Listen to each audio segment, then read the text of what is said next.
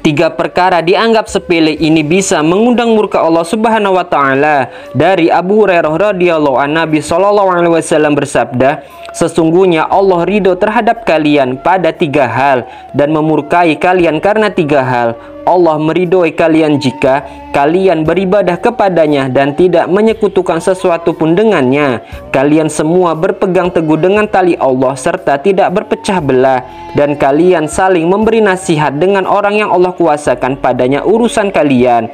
Allah akan memurkai pada tiga hal: berkata-kata dengan prasangka, banyak meminta-minta, membuang-buang harta. Hadis riwayat Muslim.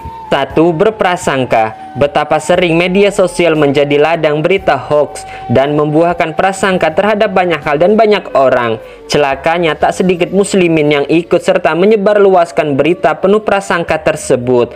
Allah Subhanahu wa taala berfirman, "Wahai orang-orang yang beriman, hindarilah dari banyak berprasangka." Quran Surah Al-Hujurat ayat 12. Dari Abu Hurairah, dia berkata, Rasulullah SAW bersabda, tinggalkanlah berprasangka, karena berprasangka adalah sedusta-dustanya pembicaraan. Hadis riwayat Muslim. Yang kedua, suka meminta-minta. Meminta-minta juga perbuatan yang dimurkai Allah, karena seorang muslim tidak pantas menghinakan diri dengan cara meminta-minta. Dari Ibnu Umar, Rasulullah SAW bersabda, tidaklah perbuatan meminta-minta ditekuni oleh seseorang kecuali dia akan berjumpa dengan Allah dalam keadaan tidak ada sekerat daging pun di wajahnya.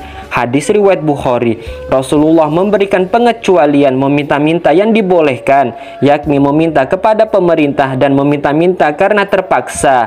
Hal ini sebagaimana hadis dari Samaruh bin Jundub. Rasulullah SAW bersabda, perbuatan meminta-minta adalah penggaruk yang mengoyak wajah seseorang, kecuali jika seseorang meminta kepada penguasa atau dalam urusan yang mengharuskannya meminta. Hadis riwayat At-Tirmizi. Yang ketiga, menyia-nyiakan harta. Padahal Allah Subhanahu wa taala telah memberikan kenikmatan berupa harta sehingga wajib mensyukurinya.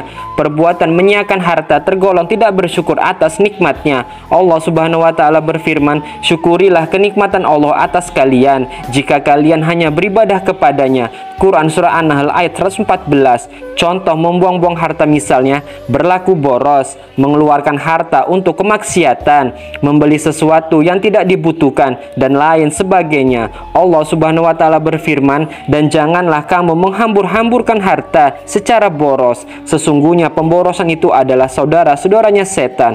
Quran Surah Al-Isra ayat 26-27. Wallahu a'lam bishawab.